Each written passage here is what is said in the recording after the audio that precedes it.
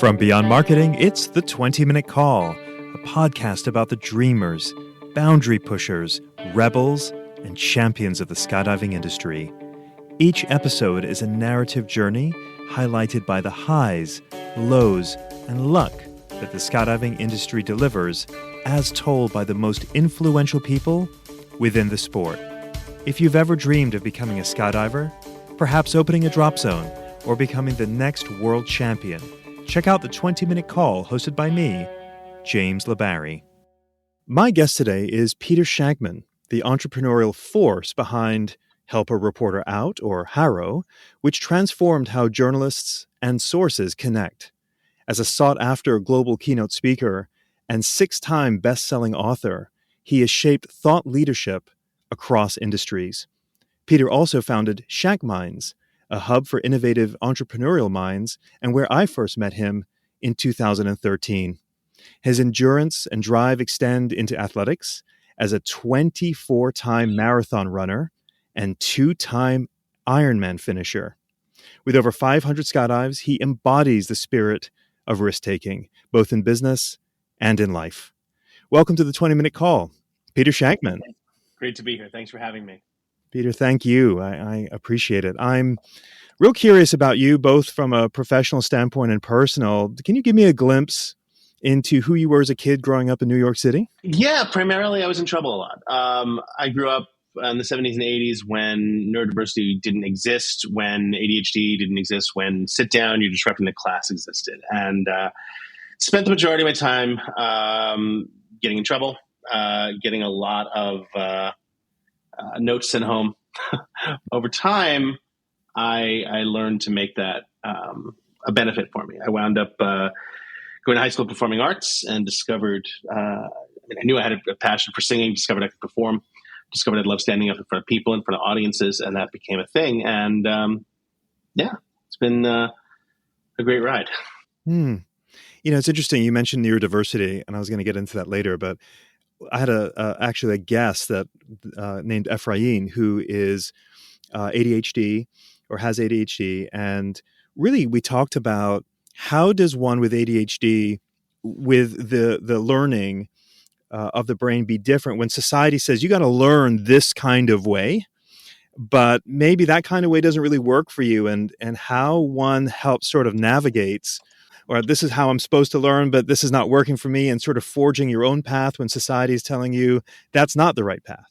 That was always the problem. I'd get the answer to the question in the homework, but I wouldn't have done it the way everyone else did, right? And so it was sort of like this, well, you're not doing it. I'm like, but I got the answer, right? I always love that. It's like the Key and Peele episode where he goes, he wants to go to the bathroom with those seatbelt signs on, and he knows it's not illegal. And the flight attendant's like, but you get seatbelt signs on, but it's illegal. Seatbelt sign, but it's illegal. Seatbelt, but it's against the law. It was that constant fight. And so over time, I just realized, hey, I know if the system isn't going to change, I need to change the way I approach the system, right? I don't want to change myself, but I want to change the way I approach the system. And so that led to 25 years this past October going out on my own. I started my first PR firm back in 98, built it, sold it, built another company in the travel space, built it, sold it, created Help a Reporter Out, built it, sold it, seeing a trend here. And most recently I launched a company about 3 months ago with an ex-girlfriend of all things called Mental Capital. She's a psychologist, and we're teaching companies how to attract, hire, and retain neurodiverse employees. So it's one of those things that I heard a great skydiving.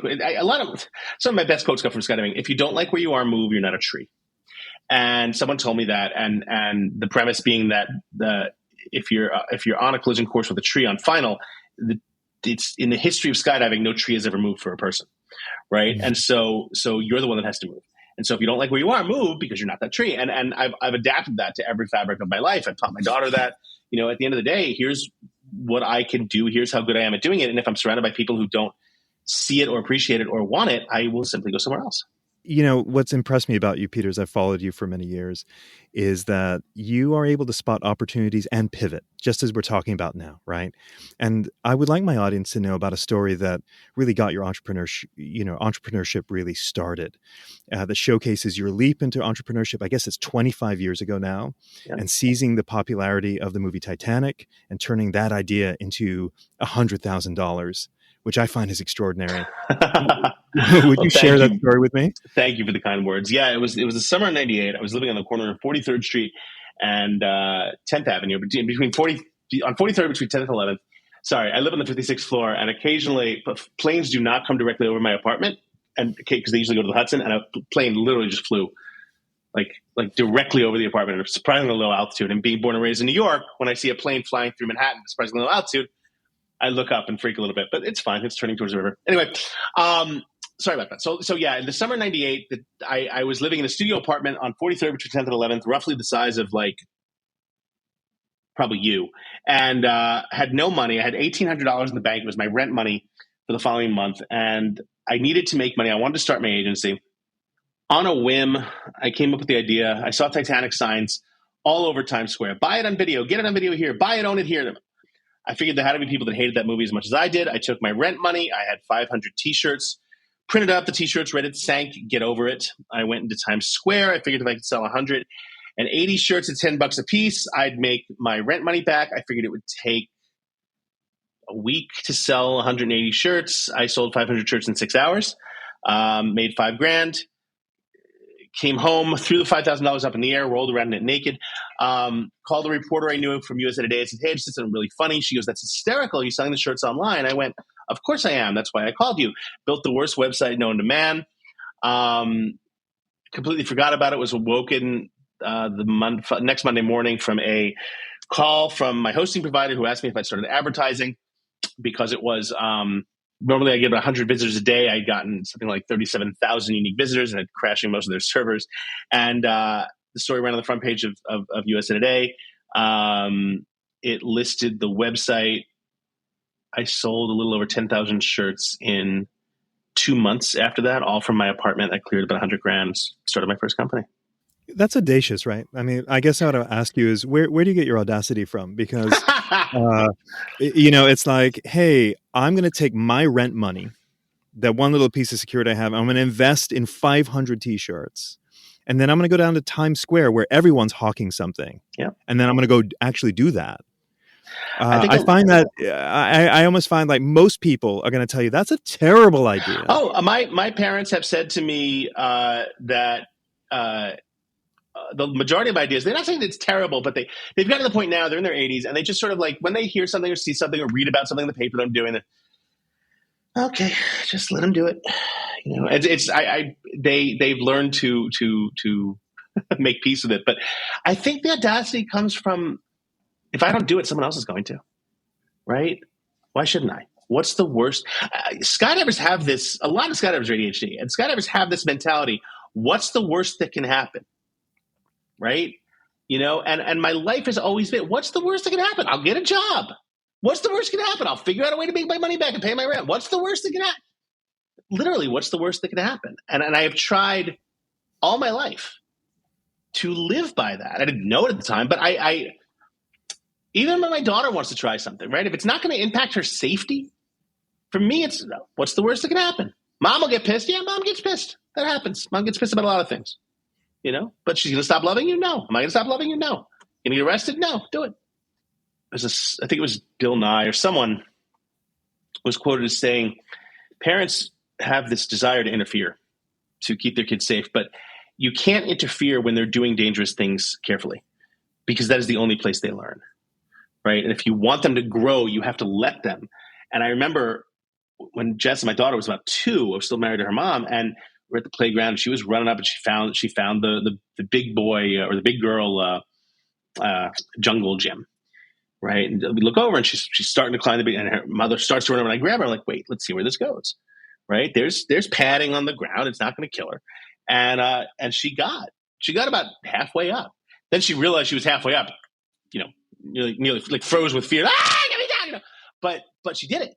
It's not so much audacity as it is just what's the worst that can happen. I want to try this. I want to, I virtually everything I've done in my life has started with that premise of, I wonder what would happen if I, right? And look, I've had tremendous failures. My God. I mean, I've had great success. I've had tremendous failures. I don't want to hire anyone who hasn't failed. You need to hire people that have failed. That's how you grow. That's how you learn. Give me someone who's failed, and I guarantee you they'll be great at whatever they're doing the next time. One thing you talk about a lot is imposter syndrome, right? And I find that it's an interesting balance between, hey, what could happen? I fail, I'll go get a job. But at the same time, once you execute that thing and then there's success, you have talked a lot about in your blogs and on various podcasts about battling imposter syndrome. Of course. And which plagues us all, I think, and especially those with sort of an ADHD type brain. How do you balance going, I'm going to go do this thing that's not audacious. Like if I don't do it, someone else is going to do it. But, and I'm going to dive right in. But then I have to battle with myself. How do you work through that push-pull of I'm going for it? Oh, I've got a little bit of self-doubt. Or do you feel that way? I spend a way too much portion of my time dealing with imposter syndrome. But what I've learned over time is that we are all our own worst critic by far. When you spend a lot of your time as a kid being told you're broken, not by your parents, but by teachers, by other people, being told you're broken, even into adulthood, because they don't understand how you think, you start to believe it. And you start to believe that any success you've had is a fluke. There are two ways to handle that. One is to consistently believe that and never let yourself enjoy any of the success that you have. The other way is to enjoy the success to a degree, but never stop working, right? Never stop and rest on your haunches, because that's when people catch up to you and pass you. Do I still believe that the New York Times is going to write that huge piece tomorrow about what a failure I am? Absolutely not. But in the back of my head, when something great happens, do I believe it a little bit? Yeah, a little tiny bit, for a little while. The key is understanding that it is, if you don't enjoy your success at least a little bit, what are you doing this all for? So you find that middle ground where you get to enjoy your success and you get to live your life without that fear, but you never stop hustling. You keep moving forward. Does that mean I'm never going to fail again? Not, absolutely not. I'm sure I'll fail this afternoon. I have to go someplace. I have to take the train someplace in Brooklyn. I hate doing that. I'm sure I'll get completely lost. But you keep going forward, because what's the alternative? Especially when you're ADHD, if you stop, it feels like you're going backwards. What you just said makes me think of a blog post you wrote a few years ago, and it's a picture of you crossing the finish line of a triathlon, New York City triathlon, and you're like, my trainer caught this picture of me, not the most maybe flattering image of me, and you're being so self-critical, and rather seeing, it takes you a minute to go, oh yeah, look, the line I just crossed says finisher. Right. Right. Look at all the people that didn't do that. Exactly. Yeah. And it's hard to see the forest for the trees, right? I've done a full Ironman, right? I've done countless half Ironmans. I've done countless Olympic distance triathlons, and you finish these things, and you've been so in the zone for training and for doing everything, and all you see are the people around you who are faster. You only see the people around you who are faster, because people around you are slow. You pass them. You only see the people finishing 10 seconds, 20 seconds, 30 seconds before you, and you have to get out of your head and realize, hey, there's still a ton of people behind me, and more importantly, 99.999% of the world who's still on the couch. So at the end of the day, you have to understand the race is with you, and only you. It's not with anyone else. If you're a DZO or DZM listening to this podcast and you're not using Burble, I've got a question. Why not? If the reason is price, what's the cost of your time? Other booking and manifest softwares are a one-size-fits-all. Burble was built from the ground up by a DZO for DZOs to maximize efficiency. Now, isn't that nice? There's no software that compares. Choose Burble. The entrepreneurial journey, and you highlighted beautifully earlier, I bought, I sold, I bought, I sold, I bought, I sold. Like there's this theme, I run marathons, I do triathlons, like the pace in which you live your life it feels fast, super fast. It is super fast. And on the flip side, I enjoy incredibly slow moments as well. It is super fast by design and necessity, but it comes with guardrails. I have put together a life that I live that allows me to be super fast and super safe, right? I've said this before publicly, and I have no problem saying it again. I am pretty confident that at any given day, I am 3 bad decisions in a row away from being a junkie in the streets. Do I have a problem with drugs? No, not at all. But it wouldn't take much. It wouldn't take much because that first decision, when you're ADHD, is the spiral to more bad decisions. And so the key is avoiding that first decision, or the first bad decision. I quit drinking for a long time, and now every once in a while, very rarely, I'll have a drink, but I'll have it with someone I trust, and I'll have it at a nice restaurant where we have a glass of wine or something. I'm not going to go bar hopping. I'm not going to go to a club. I'm not going to go to an open bar, internet networking event or anything like that. That to me, A, serves no purpose, and B, is the precursor to leading to bad decisions, right? I was just even saying to my daughter this morning, I slept in yesterday. I had a really crappy night, Sunday night. Insomnia, I was up most of the night, just couldn't shut my brain off. It happens. So I woke up Monday morning like with an hour of sleep. And I'm like, I'm not getting on the bike. The hell with it. I'm skipping the day. And by the end of the day, I was blah. I was totally blah, to the point where I saw a friend of mine randomly on the street. She texted me this morning. She goes, "You okay? You looked a little worse for wear yesterday." I'm like, "Oh, I was." Got a great night's sleep last night. Woke up, was on the bike by 4:30 this morning. Did 20 and a half miles. Took a shower, came out, woke my daughter up, had a breakfast. And I was like, I'm in such a better mood today, right? It's about knowing what works for you and knowing what doesn't. And when you skip or when you get off the track, getting right back on it. The neurodiverse aspect of this, and it strikes non-neurodiverse people as well, is that is the precursor to very fast. When I decided to start Help Reporter, I came up with the idea at LAX. I sketched it out from LAX to Houston, connected to Houston, called a friend of mine who lived in New York. I was like, "Hey, I have this idea. Can you build this website?" And he's like, "Yeah, give me a day." And landed in New York and had a website, and it was working. And we said, and so that's the very fast part. When you're neurodiverse, specifically ADHD, you have 2 speeds. You have namaste and I'll cut a bitch. And so there's no middle ground there. And I prefer that because I get the work done. I do what I have to do, and then I'm out. I don't need to stick around. I also know what I'm good at and what I'm not good at. I'm terrible at managing people. I'm terrible at managing my schedule. I have an assistant for all that because that's just not my thing. You have to own that. You have to own the good and the bad. Otherwise, you can't really live. You're not really being honest with yourself or anyone else. That's a lot of self-awareness. When it is took, it that it took a while. drop?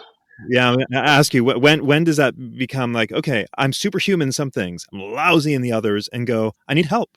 Like that's the biggest. I think I'm an entrepreneur, not, I'm running hot, and to be able to say, I need help.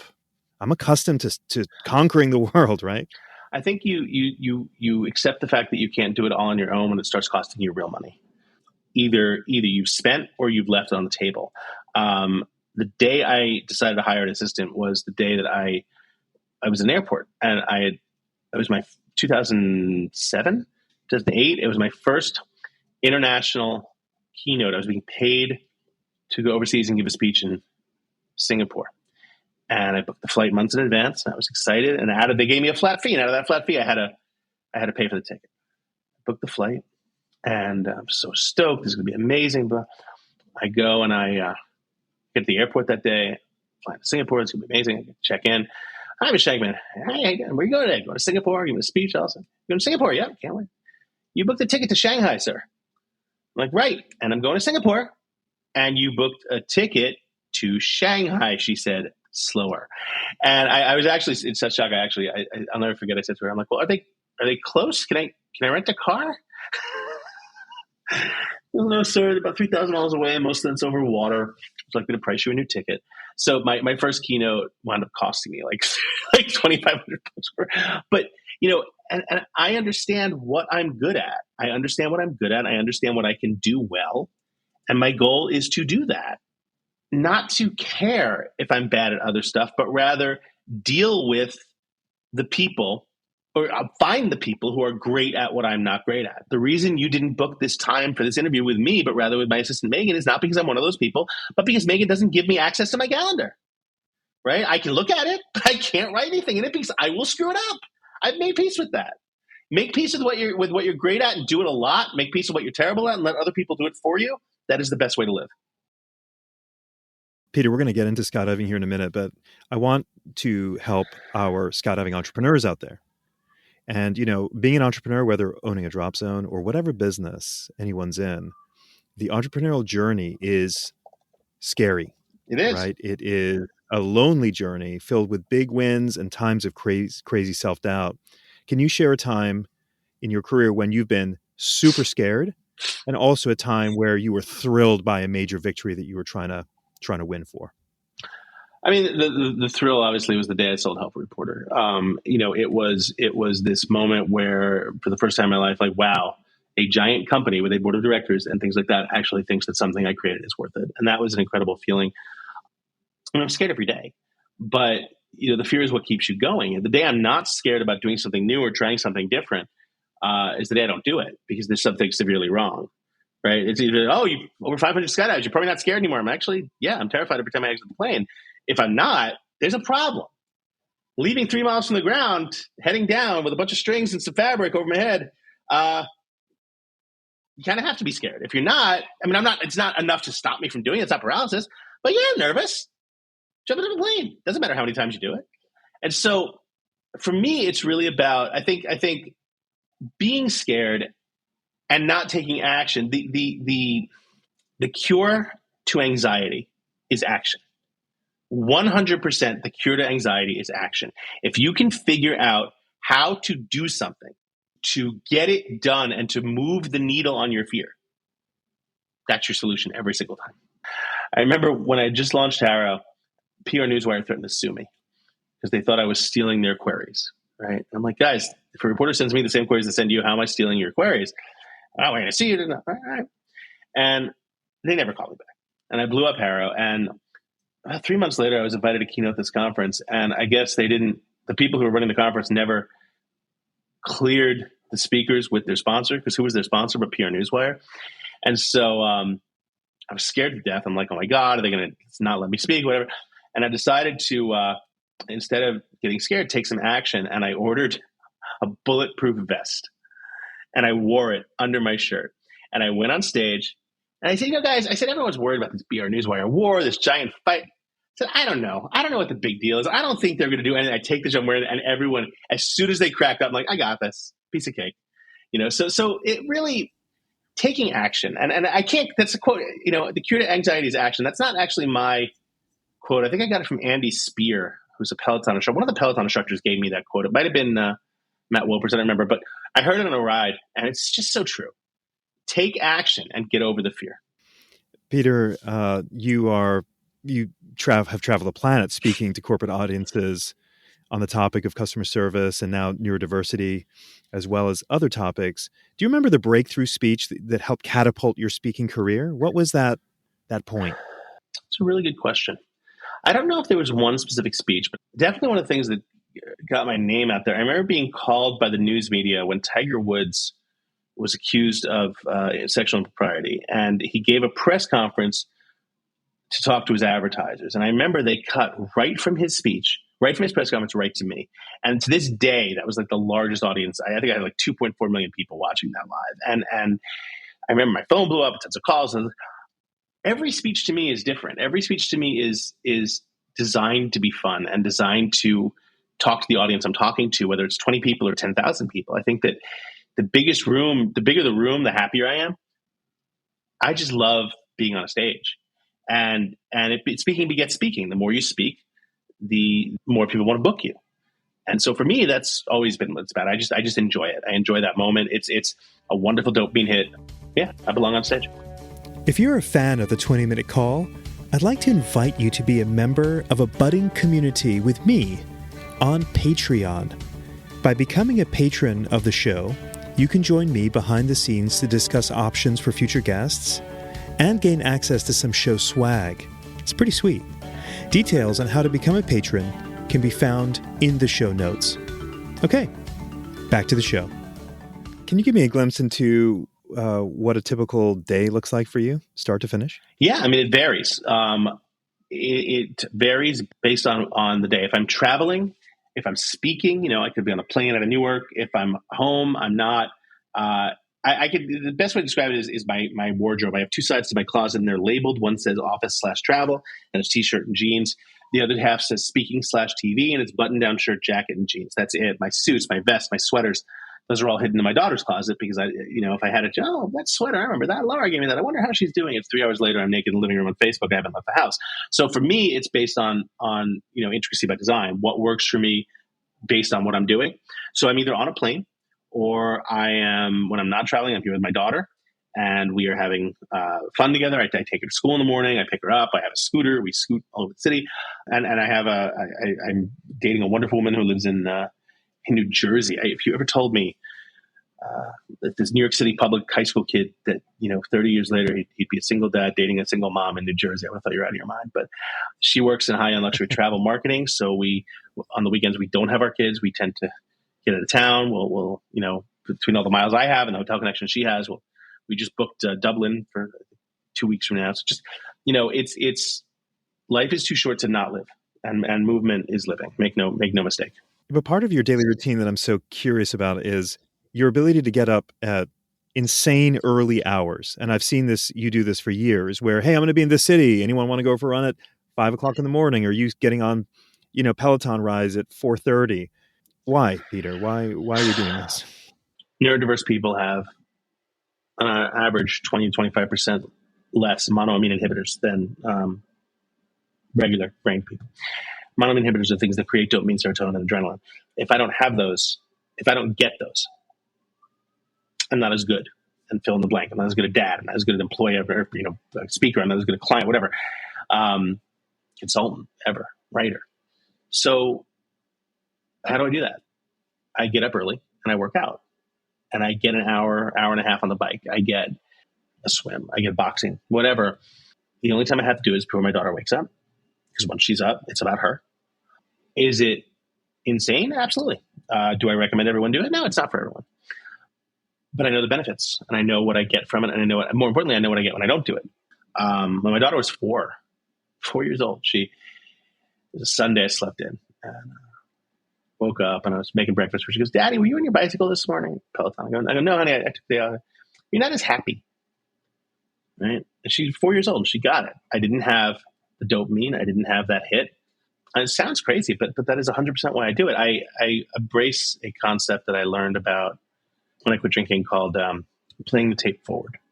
When the alarm goes off, 3:45, playing the tape forward means whether I get out of bed or don't get out of bed, what is my day going to look like, and how am I going to feel in 12 hours? Will I be happy? Will I have had a productive day, successful day? Will I be tired and ready to go to bed and do it all over again? Or will I be crap? Will I have eaten crap? Will I have, whatever? And so you take this test every morning. I ask myself, what will it look like in 12 hours? And sometimes, every once in a long while, I lose, right? And I say, I don't care. I go back to sleep, and I'll pay the price. I usually eat like crap, and it's been a tough day. And, I have this ability where I can gain or lose 10 pounds in about 30 minutes. It's a God-given miracle. But on a day like today, I got up, I did 20 and a half miles in an hour, was out of the shower and dressed by 6:30, was sitting with my kid at 6:50 having breakfast, just chatting away. Headed down to school, took her there, came back. I feel better when I give my brain what it needs to succeed. And look, I'm not saying meds are bad or anything like that. I have a prescription for ADHD medication, but I take it very sparingly. I take it when my assistant says you have 5 meetings today. It's a concerted day. Take your pill, right? Because even you could be on the bike all day, you'll never survive 5 meetings without it. So I understand that. But on days like this, it's just perfect. Let's just work. Let's just get it done. Yeah, I love it. And the flip side of that, I'll tell you the flip side of that is I go to sleep early. I was going to ask, what time do you go to bed? I go to bed around 8:30. I have a mastermind group, and every once in a while, people will quit, right? They quit the group, and I'm like, that's cool, life happens. And I always ask them, like, hey, just curious, what happened? Oh, I love the group, I just don't have the time. That's bullshit. Yes, you do. You don't have the desire. And then, again, that's fine, but own that. Own that. Because not having the time, we all have the time. We have the time for the things we want to do. When you booked your flight to Shanghai, not Singapore, Shanghai, that was a penny drop. I need an assistant. But what was the penny drop that said, I need to start getting up and exercising every day for me to be my best? What was that said, I have to do this? October 28th, 2015. I had just gotten back from Asia, where I was out keynoting at a conference. And I came back. Jet lag never gets me. On the flight back, I'd had a few drinks on the plane, didn't really get any good sleep on the plane, got home, felt like crap, looked like crap, jet lag hit, woke up at 2:30, couldn't sleep. I went to the bathroom, I didn't recognize the guy staring back at me. And I said, something has to change. And the next morning at 9 a.m., I booked a 1-year non-refundable membership to a gym with a 1-year non-refundable 3 times a week trainer at 5:30 a.m. every morning. Once you assign a monetary value to something or a date to something, you have no choice, right? I was going to lose that money, and that was not a lot. That was not a tiny amount of money. I might as well take advantage of it. And I started going. And like most things in my life, if I enjoy them, they become an addiction. This is a good addiction now. And I don't regret it at all. And I'm now that, I mean, I was getting up earlier for races and for things like that, but the concept of doing it every single day had never entered my mind until that time. And now, yeah, I wouldn't know it any other way. It's such a game changer. It's to know that, the rings on my Apple Watch are closed, by 7 a.m., right? My 1,050 calories is burned before 7 a.m. and I don't have to worry about it. I have a 900 something day stream, almost 1,000 days, right? Or 1,500 days, something, I don't know. And it's like, 1,000 days. And for me, that's like, those numbers don't lie. So it's very easy. Once you get to it, it's very easy to do. That I can definitely relate. Those 3 rings closing is extremely satisfying. Gosh, once you get a streak like that, you don't want to break that. That's too good. No question about it. And again, that's the data point. It keeps you going. Yeah. You've run 24 marathons, if I'm not mistaken. Is there one that... I think it's 26. I don't know. It's going to be 24. I don't it's know. up there. I've run one. And I said, nope, one and done, baby. That was enough for me. Is there one that really stands out to you? And why do you love running marathons so much? New York City, 2006. In April of 2006, I'd gotten dumped. And I said, okay. I said, here's I could be sad about this, or I could go all in and do nothing but eat, train, sleep, and work. And that is what I did. And I went from a 5:10 to a 3:58. And I ran New York City in 2006 in that sub 4-hour marathon. And for the rest of my life, I could become I could open up a coffee shop on the corner. It doesn't matter. I will have run a sub 4 marathon.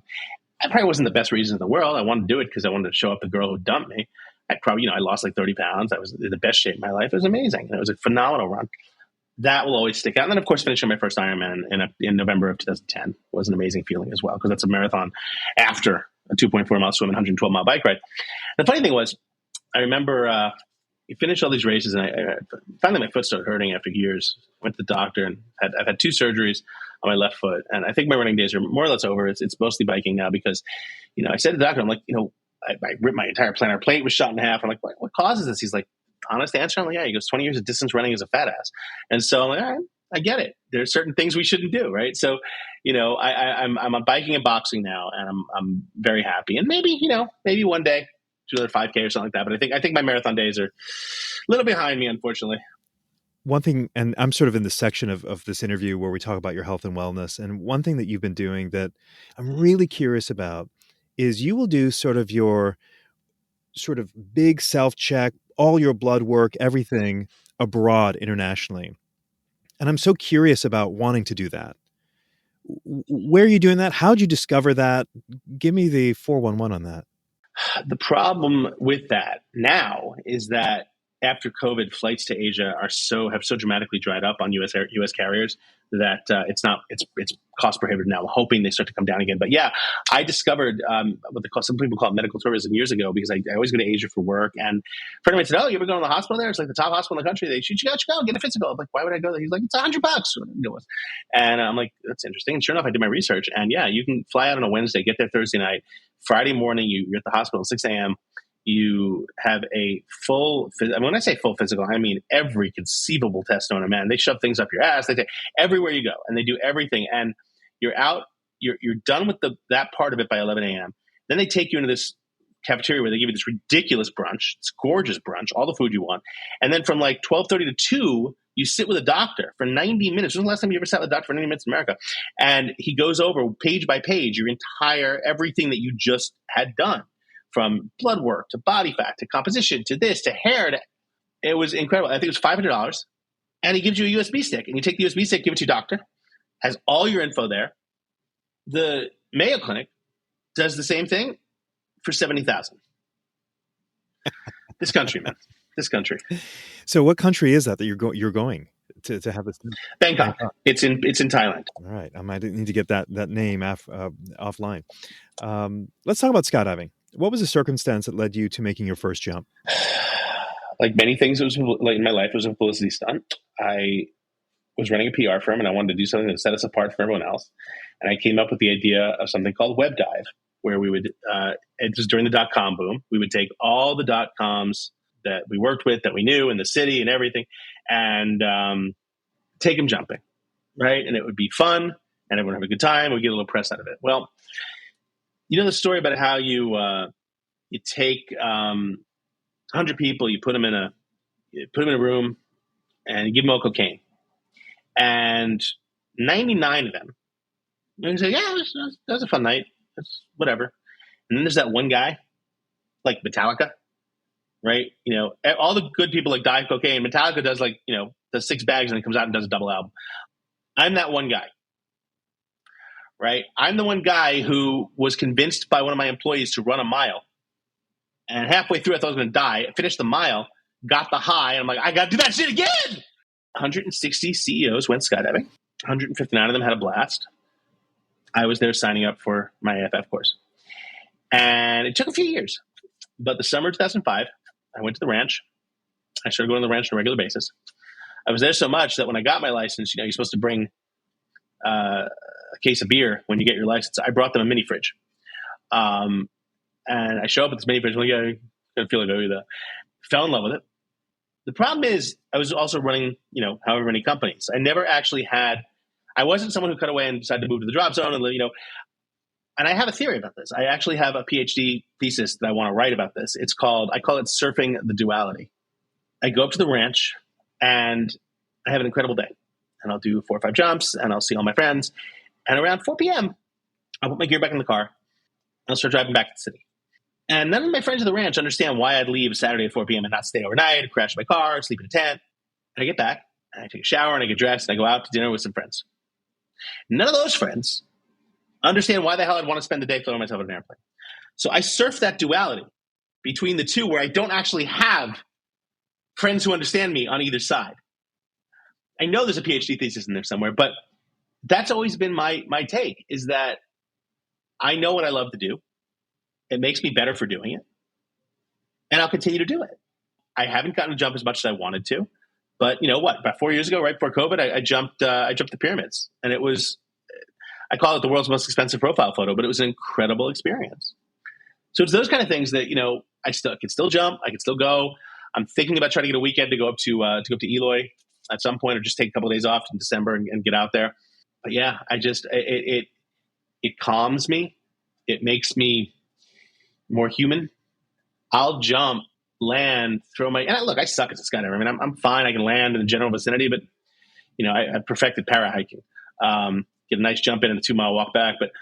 But I'm not out there to set records, or I know you had Melanie Curtis on last week. She's awesome. She's a great skydiver, right? I'm not out there doing that shit. Good for her, right? She had 10,000 jumps, world record holder. Good. That's, go you. I'm more than happy to fall out of the plane, flail around like a dumbass. At some point, open my parachute, land generally in the same state, walk back. I get the same dopamine high. I take my gear off. I throw it in the corner of the drop zone. I pull out my laptop. I write 10,000 words in half an hour. It works. Huge dopamine hit. Do you have any mentors? You never see a frowning skydiver. It's very rare that you see a skydiver land a frown. Absolutely true. Do you have any mentors, anyone you look up to in the sport? John Kieran is a guy who I met at the ranch years ago. I've known him for as long as I've been going there. He's always given me good advice.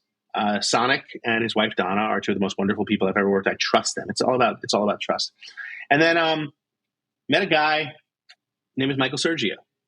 And he used to jump at the ranch back in the 80s.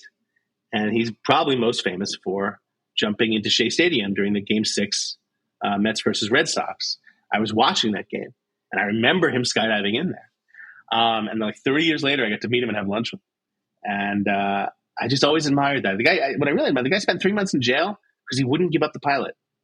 And that's ballsy, right? 3 months in Rikers when you're a white 20-year-old Sutton guy is pretty ballsy. So I give him a lot of credit for that. But it was an amazing experience and meeting him. And I think that just anyone who understands why they do it, and it could be for the dopamine, it could be for the excitement, it could be for the girl fat, I can get the girls, whatever it is. If you understand why you're skydiving, you probably understand yourself a lot better than most people understand themselves. This podcast is sponsored by Beyond Marketing, the digital marketing agency for the skydiving industry. Now, I'm not a fan of lots of ads during a podcast. I mean, who likes ads? So I'll stop talking about how marvelously wonderful Beyond Marketing is. But if you're curious about what the amazing people of Beyond Marketing do to help drop zones and manufacturers thrive, then you should check out their website at dropzone.marketing. That's dropzone.marketing. Let's talk about the pyramids going to Egypt. What was it that you see it and you go, yes, that's me. I'm doing that. Tell me about that. Skydiving is not a rich sport. It is not a sport where people make a lot of money from it. And so full-time skydivers, they get sponsored. And, if you get sponsored by Skydive Dubai, right, they're going to put you up. They're going to give you a nice house, probably give you a little car or whatever. But you're not making a lot of money. At some point when the sponsorship ends, you have to go get a job and make money to live. One of the things I love about skydiving is that these opportunities present themselves where if you have a little bit of disposable income, you have the opportunity to do these incredible things, right? It was one of those things where I said, this is something I'll never get to do again. It's a once-in-a-lifetime experience. I want that picture. And I'm a big believer. I don't remember the line. I don't remember the song name, but there's a line when your horse comes riding by, you better sit your ass down on it. Something like that. It's like when I was in college, I had the opportunity to study abroad and I didn't take it. I was scared. I was too much of a mama's boy, whatever, to be that far away. I'll regret that till the day I die. It's the only regret I ever have in my life because travel all over the world now, but a conference room looks the same whether you're in Boise or Bangkok. I regret not studying abroad. I never wanted to let myself miss out on that again. When I was 6 years old, parents sent me to a day camp. And for the 4th of July, they asked, who wants to go on the parade float? We have a float. Who wants to be on? I didn't know what a float was. So I didn't say yes. So we're home on the 4th of July, no camp. And we go down to see the parade and I see all my friends on the float. I'm like, I want to go. And I started in my mouth. I was like, no, you can't. Ah! So never want to miss that. Sorry, Waffle. Just woke up the dog. Never want to miss out. So I always want to be able to say I did something or I tried it. Even if I fail, I want to be able to say it. Are you familiar with Rich Grimm and Tsunami Skydivers? Yeah. Grimm's awesome. I went to, he hosted an event in Nicaragua back in 2014, 15, and I went, and there were 35-mile an hour winds the entire 3 days, and I didn't jump. And again, a lot of courage. I wrote about this. Courage is not always getting on the plane. Courage is also saying, I'm going to try again tomorrow. And there was one time where the wind dropped to about 20 miles an hour. And we all got geared up. We all went out. At the last, I said, you know what? I'm just not feeling it. And I didn't fly. I didn't get on the plane. And 12 out of the 14 people on that load landed in the ocean. Right? They were all safe, but no. I'd rather be on the ground looking up the sky than the sky wishing the ground. Right? So, do I regret that? Not in the slightest. Okay, let's talk about the Egypt jump. Okay. What aircraft did you jump out of? Was it C-130? It was a C-130. I mean, that's mega. That's as good as it gets. Little faster. I'll send you the 10-second clip of the absolute shit show that was our exit. We went out two rows of 4 linked together, and nanosecond later we were 1,000 feet apart. I've never had such a shit show of an exit. It was awesome. And was it pretty organized? When you get there. Oh, it was really well done. Yeah. The only downside was that everything's delayed, but that's Egypt, right? That's a lot of countries. It had nothing to do with Sky Seekers. Those guys were great. We had to be up at like 4 a.m. We got on the bus at like 5:30 because of the traffic. We get to the military airport or the military base, the airfield at like 7. We're not allowed to see anything. We can't look at anything. We can't take pictures. They put us into a room and then we wait. And then there's a delay. And then wait some more. So I don't think we actually got up in the air until around 12 o'clock.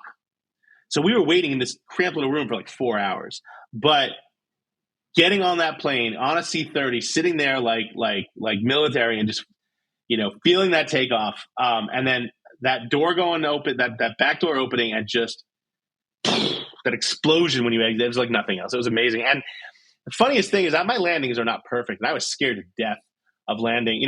Basically it's the pyramids, and then half a foot away is fucking downtown Cairo, right? And that's all I need. I just imagine looking up, oh, here comes a Jew. But I landed. That was one of literally probably my top 5 landings ever. I landed dead center, pyramid right here, dead center target right there. I'm like, okay then. Thank you, Ramses. I guess I don't know, but it was just amazing. Just an amazing ride. How many people were in the C-130? 40, 50. Okay. At least. A bunch of wingsuiters. And of course, we're the first ones out the door. I'm like, we're so fucked. I'm like, we're going to land. But no, we landed right there. And it's funny because a friend of mine, Jason, I jumped with him. And this guy is like 2,000 jumps. And, he's like, I'll be a piece of cake. He landed about a quarter mile off, scraped his leg in a rock. We fly back. Between the time we flew from Cairo to Frankfurt to connect back to Newark, he wasn't looking too good in Cairo. By the time we get to Frankfurt, he's 104 fever. He's met by an ambulance. He managed to get shut up. What's the disease that waffle? Stop it. What's the disease that makes your eyes yellow? Was it some kind of jaundice? No, it wasn't jaundice. It was the other one. The Tommy Lee has it. I just know this because I read his bio. Pamela Anderson. I don't remember the name of it. There's type 1, type 3, whatever. He got. I remember it. How am I spacing on this? I don't know. Anyway, long story short, he managed to pick up the non-life threat or the non-one that stays with you forever. Like he got rid of it through massive antibiotics. But yeah, he had like 104 fever when we landed and got back to Newark because he scraped his foot on a rock. And I'm sitting there going, this guy's thousands of jumps. I landed perfectly. I'm really lucky. So, but yeah, it was totally worth it. Amazing experience. Amazing experience. Was there anything about that experience that surprised you that you weren't expecting? It was pretty set up pretty well. I think what was funny again was I wanted to go do that jump, enjoy it, and go home. They offered you got 4 jumps. I did 1. I was very happy with that. And I went home with a couple of my friends who also only felt the need to do 1 and get that picture and have that fun. I probably surprised a lot of other people, right? When they're all like, why don't you want to stick around? I'm like, it's good. I need to get home. I have a kid. I want to see her. Did my jump. I'm good. And I remember a week later, I was going to Abu Dhabi for Formula One. So to fly to Greece, fly all the way back home, or fly to Egypt, fly all the way back home, have like a couple of dinners with my kid, then fly all the way back to Abu Dhabi. But again, that's the life I live, and I love it. I absolutely love it. All right, Peter, I'm gonna pivot here as we wind this down. I'm curious about what you're into. What's a book that you've read or listened to that has had a profound effect on you? Not where I thought this conversation was going. Okay, when you started off with I'm curious what you're into, totally thought we were going somewhere else. One of my all-time favorite books is out of print now, but you can still find it on Amazon. It's called They Can Kill You, But They Can't Eat You. It's by the first female president of Paramount Pictures named Dawn Steele. And it is her story about how she worked her way up from New York City public schools all the way to being the first female president of a major motion picture studio, and all about the trials and setbacks she faced doing it. I probably read that once every 6 months. It is a phenomenal book. I'm currently reading The Power Broker, which is the story of Robert Moses. And how the guy just totally destroyed New York. It's this huge book, but and it's not destroyed it, but things could have been a lot different in this city had it not been for him. And so it is fascinating what one person with a few connections and a really good shtick can do. I think we've seen that lately a lot in politics, unfortunately. But yeah, so anything that piques my interest, I'll voraciously dive into. I would say, are you a voracious reader? Yeah, absolutely love it. What about podcasts? What podcasts do you listen to other than the 20-minute call, of course? Other than the 20 minutes, naturally. What am I listening to? Let me see. I am currently listening to Faster Than Normal, obviously, which is mine. What else do I like? Ask a Jew is a fun podcast by a couple of friends of mine. I host another one called X8, which is a luxury travel podcast. And I listen to Lens Shark, which is a photography podcast, The West Wing Weekly, which I love, although that's actually done now, but I'd like to listen to it again. And then, some about ADHD, some about neurodiversity, some about finance, but primarily, the problem for me is I don't have a lot of time to watch these podcasts or listen to these podcasts. I tend to be, the time I really usually get to do it is only when I was running. And if I'm not running that much anymore, I'm not really listening. I don't have a commute, right? So I load them up on my iPhone. And when I have 20 minutes here or there, I'll try to grab one. But a lot of podcasts are just way too long also. That's why I love Faster Than Normal. I keep every interview to 15 minutes to 20 minutes max because ADHD. The fact that I've been talking to you for 55 minutes and have not stopped or lost my shit is actually a testament to you. So, yeah. We'll wind this down here before we lose the compliment. Peter, tell me a story of an adventure you've been on that when you recall it, makes you smile. The first business trip I ever took my daughter on. We went to San Francisco and had a speech. And I'm out there and I'm speaking. And we get invited to there's a zoo outside of San Francisco. I don't remember the name, but it's a big zoo. And we get invited there. And they give us a behind-the-scenes tour. And at the end of the day, there's a couple of little rides, like this little tiger train, right, that goes on the track. And my daughter was like, so I'm like, let's go on the tiger train. She's like, it looks fast. But no, it's not. We get on it, and it wasn't fast, but it was faster than she'd liked. And my assistant was with us. She snapped this photo of me, and I'm laughing my ass off. And my daughter's up there, holding my, ah! And it's one of my favorite photos of us. Any adventure that I can learn something and make a memory is my favorite. Life is too short to stay in one place, and I'd rather have a passport full of stamps than a house full of stuff. Love that. Peter, last question. Can you identify a crossroads moment in your life that had you not said yes to, or had you not done that certain action, had you not that maybe it could be so minute that you are not where you are today? October 31st, 1993, 2 p.m. I was sitting in my dorm room as a junior at Boston University. And no, it had to be senior year. Take that back. Senior year, because I was graduating in May of 94. My dorm room at Boston University, and this kid named Lee Sarfati comes into my room and he says, hey, my mom's working for this company. Put this disc into your Apple LC520 or whatever Apple P2E I had. I put the disc in, and it was to this online thing called America Online. And I joined it. 2 years later, I was hanging out. I'll admit this. I was hanging out in the chat room about Melrose Place. And someone in the chat room said, hey, my company's trying to build a newsroom. You have a journalism degree from Boston University. Why don't you send me your resume? And I was hired by AOL to become one of the founding editors of the AOL newsroom. AOL led me to going out on my own in 98. That led to the PR firm. Everything I've become can be traced back to Lee Sarfati giving me an AOL 1.0 disc in my dorm room at Boston University in October 1993. That is amazing. Pretty cool. And as you say that, I can hear the dial-up sound, and then I can hear that very distinct ping noise when you're in AOL Messenger, that one that comes in. Yeah. Just yesterday, or 2 days ago, my daughter was 10-year-old screaming and crying because her iPad had decided to auto-update right as she was about to get online and iMessage with her friends. And I said, honey, why wait for that to happen? Instead of banging your bedroom door closed, come sit with me and let me tell you the song of my people. And I played her the dial-up. I said, now, imagine this taking about 20 minutes because you can't get through. There's busy signals, and then grandma picks up the phone. I said, that was the song of my people. I said, so if you have to wait 5 minutes, I think you're going to be okay. It reminds me as we listen to Spotify so freely that back in the old Napster days when you would see the downloads coming in and you'd be like, 0.0 or 0.5 megas, megapixels per second. And you go, oh yeah, this is going to be good. I'm going to get like 3 songs in this hour. I'd go to bed. The download would be at 7%. I'd wake up 8 hours later. It would be at 91%. And then you'd get everything and it wouldn't connect. You have to do the whole goddamn thing all over again. Or it was a virus. What was it? LimeWire. It's like, to get the latest Britney song, you have to give your computer herpes. I remember that like it was yesterday. Peter, that was a very fast 1 hour. We covered so much. I had a ball getting to know you better, and I'm so appreciative of your time. And if anyone wants to get a hold of you, or I don't know if you offer consulting or ShankMinds, what's the best way of folks to be able to get connected with you? So my email is peter@shankman.com, and I answer that is the one thing I do, answer all my email personally. So anytime. I am where am I? I'm at Peter Shankman everywhere. Instagram. The only thing I'm not on is Twitter. I quit that because it's just accessible. But I'm on Instagram, Facebook, LinkedIn, just Peter Shankman, YouTube, whatever. And then my email, like I said, petershankman.com, and I answer all my own emails. And so reach out. I'm consulting, ADHD, neurodiversity, whatever. Let's chat. Thank you so much, sir. It was a real pleasure. My pleasure. Definitely. Hey, everyone. Thanks so much for listening to the 20-Minute Call podcast.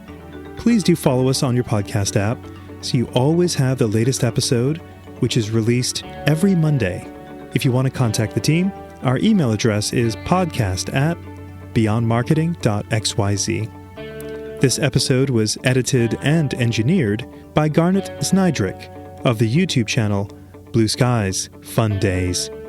Thanks for listening, and join us next week for our next episode.